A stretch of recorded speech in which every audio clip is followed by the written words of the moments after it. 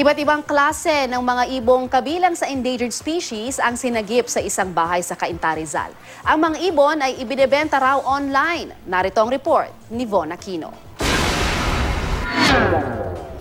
Blue nape parrot na nakaguhit sa 500 peso bill, umbrella kakatu, rainbow lorry na mula Indonesia, African gray parrot, sun conure at Palawan hill myna. Kabilang ang mga klase ng ibong ito sa 23 nakumpiska at nasagip ng pinagsanib puwersa ng DENR Biodiversity Management Bureau at ng NBI sa isang bahay sa barangay San Andres, Cainta, Rizal kagabi.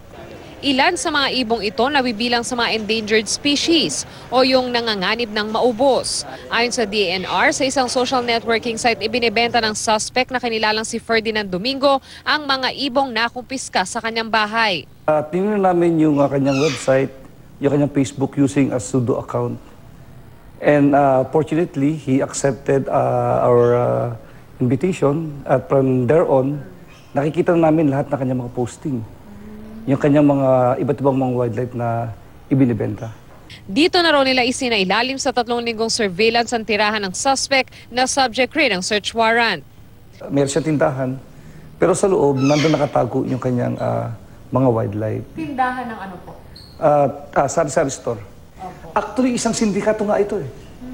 Isang sindikato ng pagbibenta ng mga wildlife. Kasi may network sila, no? Yes, they have networks. Kabilang rin sa mga nasamsamay ang Indian ringneck parakeet, African lovebird at mga inakay nito, kakatyel at uwak.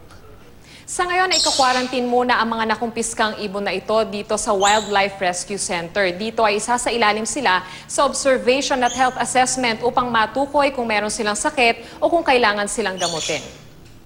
Panawagan ng DENR sa publiko, i-report sa kanila mga iligal na nagbebenta ng mga ibon na itinuturing na wildlife para na rin sa kapakanan ng kalikasan at ng mga susunod na henerasyon. This is a part of our natural heritage. Maharap naman si Domingo sa kasong paglabag sa RA 9147 o Wildlife Resources Conservation and Protection Act. Von Aquino, GMA News.